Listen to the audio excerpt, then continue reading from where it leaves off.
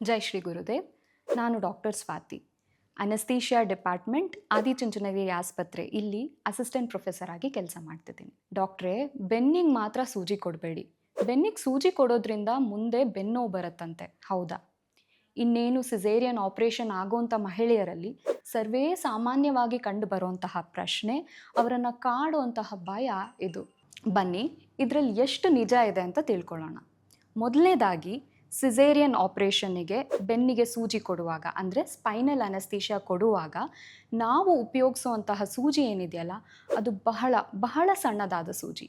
ಈ ಸೂಜಿಯಿಂದ ಮುಂದೆ ನಿಮಗೆ ಬೆನ್ನೋವು ಬರೋಷ್ಟು ಹಾನಿ ಮಾಡಲಿಕ್ಕೆ ಸಾಧ್ಯ ಇಲ್ಲ.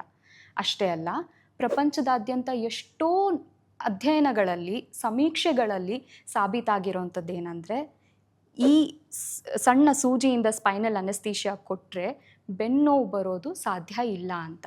ಆದರೆ ಡಾಕ್ಟ್ರೇ, ಸಿಸೇರಿಯನ್ ಆಪರೇಷನ್ ಆದ ಎಲ್ಲರಿಗೂ ಬೆನ್ನೋವಿರುತ್ತೆ, ಹೌದಲ್ವಾ? ಹೌದು, ತುಂಬ ಸಾಮಾನ್ಯವಾಗಿ ಬೆನ್ನೋವು ಕಾಣೋದಂತೂ ನಿಜ, ಆ ಬೆನ್ನೋವಂತೂ ಸತ್ಯ. ಆದರೆ ಅದಕ್ಕೆ ಕಾರಣ ಈ ಸೂಜಿ ಅಲ್ಲ.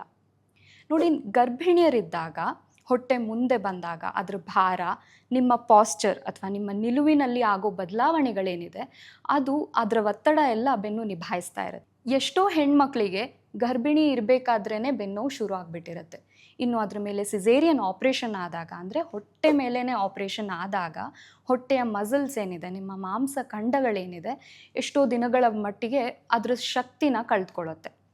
ಆವಾಗೇನಾಗುತ್ತೆ, ನಿಮ್ಮ ನಿಲುವಿನಲ್ಲಿ ಮತ್ತೆ ಆಗೋ ಬದಲಾವಣೆ, ನೀವು ಮಗುಗೆ ಹಾಲು ಕುಡಿಸುವಾಗ ಬಗ್ಗೋ ರೀತಿ, ಇದೆಲ್ಲ ಮತ್ತೆ ಒತ್ತಡ ಬೆನ್ನ ಮೇಲೆ ಬೀಳುತ್ತೆ. ಬೆನ್ನೋವು ಬರೋ ಸಾಧ್ಯತೆ ಜಾಸ್ತಿ ಆಗುತ್ತೆ. ಇನ್ನು ಅದರಲ್ಲೂ ಆಹಾರದಲ್ಲಿ ಪೌಷ್ಟಿಕಾಂಶಗಳ ಕೊರತೆಯಿಂದಾಗಿ ಬೆನ್ನೋವು ಶುರುವಾಗಿ ಅದು ಉಳಿದುಕೊಳ್ಳೋ ಚಾನ್ಸಸ್ ಜಾಸ್ತಿ ಆಗುತ್ತೆ.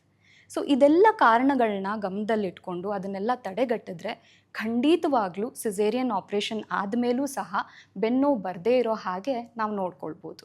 ಆದರೆ ಈ ಕಲ್ಪನೆ ಇದೆಯಲ್ಲ, ಬೆನ್ನೋವು ಬರುತ್ತೆ ಅನ್ನೋ ಕಲ್ಪನೆ, ಇದರಿಂದ ಆಗೋ ದೊಡ್ಡ ತೊಂದರೆ ಏನು ಗೊತ್ತಾ? ಜೀವನದಲ್ಲಿ ಯಾವಾಗಲೇ ಬೆನ್ನೋವು ಬರಲಿ, ಅಪ್ಪ ಡಾಕ್ಟ್ರು ಆಗ ಬೆನ್ನಿಗೆ ಸೂಜಿ ಕೊಟ್ಟಿದ್ರಪ್ಪ, ಅದರಿಂದನೇ ನೋವು ಬಂದಿರೋದು ಅಂತ ಅಂದ್ಕೊಂಡು ನಾವು ಬೆನ್ನು ನೋವಿಗೆ ಪರಿಹಾರನೇ ಕಂಡುಕೊಳ್ಳೋದಿಲ್ಲ. ಬೆನ್ನು ನೋವಿಗೆ ಬಹಳಷ್ಟು ಪರಿಹಾರಗಳಿದ್ದಾವೆ. ಔಷಧಿ, ಫಿಸಿಯೋಥೆರಪಿ, ಎಕ್ಸಸೈಸ್ನಿಂದ ಹಿಡಿದು ಶಸ್ತ್ರಚಿಕಿತ್ಸೆ, ಪೇಯ್ನ್ ಇಂಟರ್ವೆನ್ಷನ್ವರೆಗೂ ಬಹಳಷ್ಟು ಪರಿಹಾರಗಳು ಬೆನ್ನೋವಿಗೆ ಇದೆ.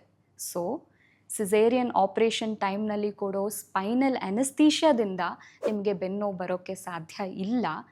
ನಿಮಗೇನಾದರೂ ದೀರ್ಘಕಾಲಿಕ ಬೆನ್ನೋವಿದ್ದರೆ ದಯವಿಟ್ಟು ಡಾಕ್ಟರ್ನ ಸಂಪರ್ಕಿಸಿ.